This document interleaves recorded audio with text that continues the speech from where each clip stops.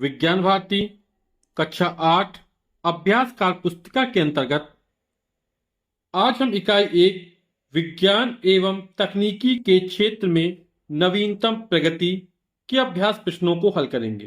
पहला प्रश्न कह रहा है रिक्त स्थानों की पूर्ति कीजिए। का है पर्यावरण को प्रदूषण से बचाने के लिए के प्रयोग को बढ़ावा दिया जा रहा है। यहां पर किताब के अनुसार जो खाली स्थान में आएगा वो आएगा हमारा ई रिक्शा एवं CNG. CNG compressed natural gas को बढ़ावा दिया जाना चाहिए। लेकिन व्यापक रूप से देखें तो यहां पर हम नवीकरणीय ऊर्जा स्रोत डाल सकते हैं, क्योंकि नवीकरणीय ऊर्जा स्रोत से क्या होता है, पर्यावरण प्रदूषण बहुत कम हो जाता है। तो यहां पर क्या लिख देंगे, नवीकरणीय ऊर्जा स्रोत। और किताब के अनुसार क्या आएगा, यहां पर ई रिक्शा एवं सीएनजी के प्रयोग को बढ़ावा दिया जा रहा है। खा है परिवहन के क्षेत्र में नवीनतम तकनीकी के अंतर्गत। तो परिवहन के क्षेत्र में जो नवीनतम तकनीकी है उसमें मेट्रो ट्रेन शामिल है, बुलेट ट्रेन शामिल है, मोनो रेल शामिल है। तो यहां पर कोई एक लिख देते हैं, मेट्रो ट्रेन लिख देते हैं। गा है बाल्को नाल्को आदि उद्योग के कारखाने हैं। तो ये जो कारखाने हैं वो एल्यूमिनियम उद्योग से संबंधित है। तो यहां पर आ जाए खाली स्तंभ एल्यूमिनियम। अगला है घा उन्नत पैदावार के लिए के प्रयोग पर बल किया गया है। तो जो उन्नत पैदावार के लिए प्रयोग पर बल दिया जा रहा है वो हमारा है जैव कृषि पर। तो जैव कृषि क्यों बढ़ावा दिया जा रहा है, क्योंकि हरी खाद भूमि को पोषण प्रदान करती है और जो रासायनिक उर्वरक होते हैं उससे भूमि की जो उर्वरक क्षमता होती है उसमें कमी आती है। प्रश्न नंबर दूसरा, निम्नलिखित चित्र में बने उपकरण वस्तु विज्ञान एवं तकनीकी के किस क्षेत्र से संबंधित है, बॉक्स में लिखिए। तो यहां पर ये चित्र नजर आ रहा है ये अंतरिक्ष प्रौद्योगिकी के क्षेत्र से संबंधित है। फिर यहां पर आपको रेल नजर आ रही है ना, बुलेट ट्रेन जैसी। तो ये किस क्षेत्र से संबंधित हो जाएगी, ये परिवहन के क्षेत्र से संबंधित हो जाएगी हमारी। तो यहां पर जो बॉक्स है उसमें लिख देंगे परिवहन। फिर यहां पर ये सोलर पैनल नजर आ रहे हैं और ये किस क्षेत्र से संबंधित होगा, ये सूर्य की ऊर्जा को विद्युत ऊर्जा में बदलते हैं, फिर उससे बहुत सारे हम काम कर सकते हैं। तो ये ऊर्जा के क्षेत्र से संबंधित हो जाएगा हमारा। तो यहां पर लिख दें ऊर्जा के क्षेत्र से। ये हमारी स्वायत्त कार मशीन है और इसका प्रयोग व्यापार एवं वाणिज्य के क्षेत्र में किया जाता है। स्तंभ का के कथन को स्तंभ खा के कथन से सही सुमेलित कीजिए। स्तंभ का में 5 कथन दिए गए हैं, स्तंभ खा में 5 कथन दिए गए हैं, हमको इनको मिलान करना है। जैसे मैग्नेटिक रिजोनेंस इमेजिंग एमआरआई, और जो एमआरआई है वो चिकित्सा के क्षेत्र से संबंधित है, इलाज करने के लिए। तो यहां पे चिकित्सा का क्षेत्र हो गया, तो यहां पर ये हो जाएगा एमआरआई। फिर रक्षा अनुसंधान एवं विकास संगठन डीआरडीओ। तो जो डीआरडीओ है वो रक्षा एवं प्रतिरक्षा के क्षेत्र से संबंधित है। तो यहां पर हमारा ये निशान लग जाएगा।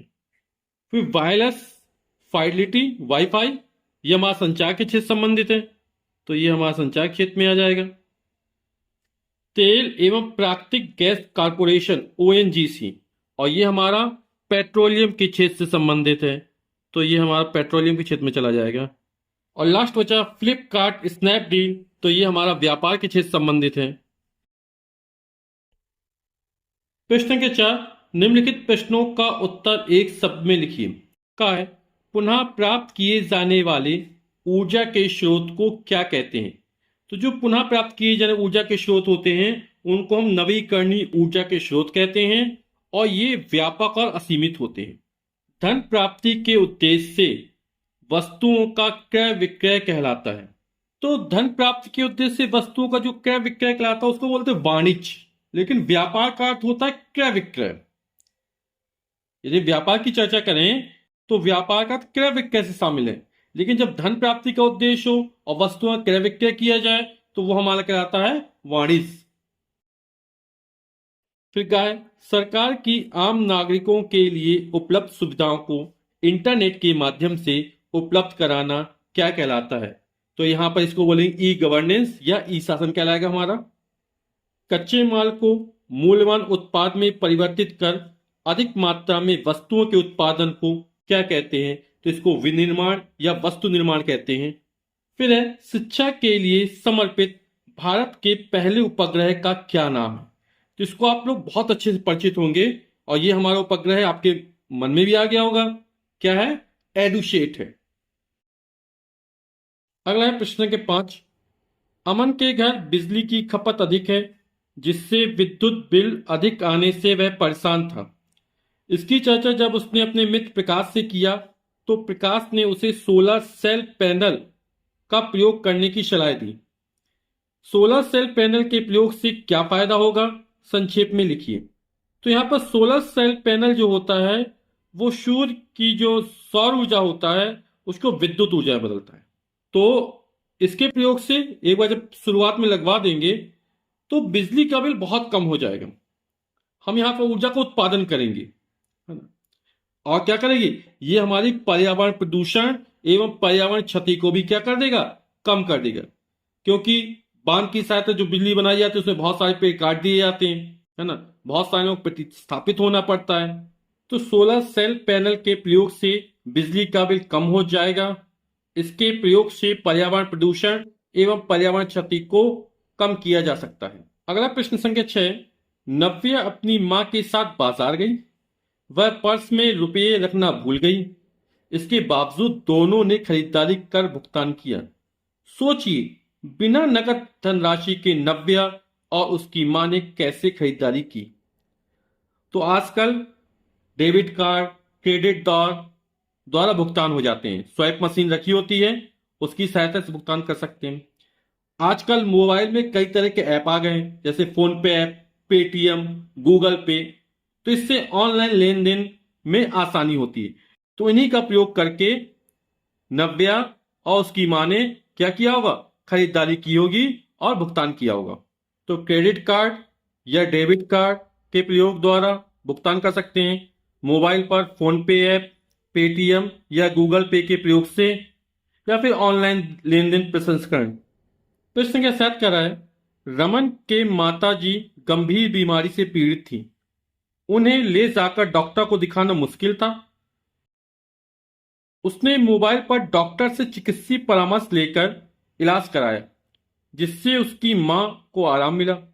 चिकित्सक इस पद्धति को क्या कहते हैं, इस चिकित्सा पद्धति के क्या फायदे हैं। तो जो चिकित्सा पद्धति है, घर बैठे हम मोबाइल के द्वारा डॉक्टर से चिकित्सीय परामर्श ले सकते हैं। ऐसी पद्धति को हम टेली चिकित्सा कहते हैं। इस पद्धति क्या फायदे हैं, इससे क्या होता है, हम घर बैठे ही इलाज मिल जाता है, जिससे हमें आने जाने में जो धन की बर्बादी होती है या फिर समय जो खराब होता है उससे हम बच सकते हैं। और हम घर बैठे दूर दराज में या दूर स्थित डॉक्टर से भी सलाह ले सकते हैं। तो पद्धति का नाम टेली चिकित्सा हो गया। इसके प्रयोग से समय एवं धन की बचत होती है एवं घर बैठे इलाज मिल जाता है। कई डॉक्टरों से चिकित्सीय परामर्श भी ले सकते हैं। प्रश्न संख्या 8 कह रहा है, संगीता को एक शादी समारोह में शामिल होने के लिए प्रयागराज से दिल्ली जाना है। सोचकर बताइए कि संगीता सपरिवार किस किस साधन से दिल्ली जा सकती है। तो ट्रेन, बस, कार, हवाई जहाज आदि साधनों का प्रयोग करके वो प्रयागराज से दिल्ली जा सकती है। अगला प्रश्न है प्रश्न संख्या 9। चित्र में दिखाई गई मशीनों की दैनिक जीवन में क्या उपयोगिता है। तो ये जो हमारी मशीन है वो स्वाइप कार्ड मशीन है। और इसकी मशीन से क्या किया जाता है, कार्ड लगाकर भुगतान किया जा सकता है। इसका प्रयोग अपन मॉल में देख सकते हैं, दुकानों में देख सकते हैं या बैंकों में देख सकते हैं। तो चित्र में स्वाइप कार्ड मशीन दिखाई गई है। इस मशीन के प्रयोग से डेबिट या क्रेडिट कार्ड के माध्यम से भुगतान किया जा सकता है। बैंकों में धन आहरण एवं जमा करने की सुविधा इस मशीन से होती है। फिर ये मोबाइल है। मोबाइल संचार एवं मनोरंजन का अच्छा संसाधन है। आप लोग मोबाइल के प्रयोग से बहुत अच्छे से परिचित हो गए होंगे, है ना। इससे हम क्या कर सकते हैं, वॉइस कॉल कर सकते हैं, वीडियो कॉलिंग कर सकते हैं, चैटिंग कर सकते हैं, ईमेल भेज सकते हैं, है ना, गेम खेल सकते हैं, सोशल मीडिया प्लेटफॉर्म जैसे फेसबुक, ट्विटर, इंस्टाग्राम आदि का प्रयोग कर सकते हैं, है ना। ऑनलाइन कुछ भी सर्च करना उसको कर सकते हैं। लेन देन में बहुत उपयोग, इसके पहले प्रश्न में हल भी किया था। टेली चिकित्सा में इसका प्रयोग कर सकते हैं। तो इसका प्रयोग बहुत व्यापक हो चुका है।